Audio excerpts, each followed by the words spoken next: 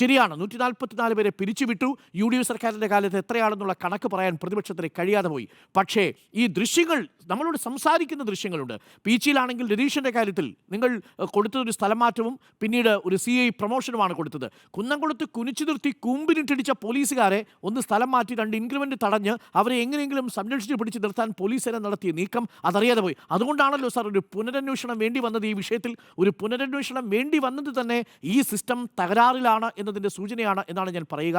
അതുകൊണ്ട് മുഖ്യമന്ത്രി പിണറായി വിജയനും അതിൽ വീഴ്ച സംഭവിച്ചിട്ടുണ്ട് ആഭ്യന്തര വകുപ്പ് മന്ത്രി എന്ന നിലയിൽ.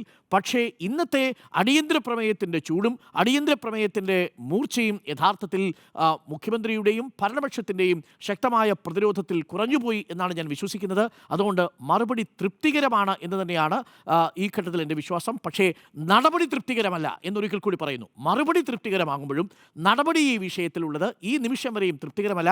അവർ സർവീസിൽ തുടരുന്നതുവരെ സുജിത്തിനാണെങ്കിലും ശരി, പീച്ചിയിലെ സ്റ്റേഷൻ മർദ്ദനമേറ്റ ആൾക്കാരാണെങ്കിലും ശരി, ജോയലിൻ്റെ പിതാവിനാണെങ്കിലും ശരി, അവരുടെയൊക്കെ DYFI നേതാവിൻ്റെ കാര്യത്തിലാണെങ്കിലും ശരി, അവരുടെയൊക്കെ ആവശ്യങ്ങൾ ഇപ്പോഴും നിലനിൽക്കുന്നുണ്ടെന്നാണ് ഞാൻ മനസ്സിലാക്കുന്നത്. അതുകൊണ്ട് അവർക്ക് നീതി കിട്ടണം, അതിനുള്ള നടപടിക്രമങ്ങൾ ഉണ്ടാവണം. മറുപടി മാത്രം തൃപ്തികരമായാൽ പോരാ എന്നതാണ് എൻ്റെ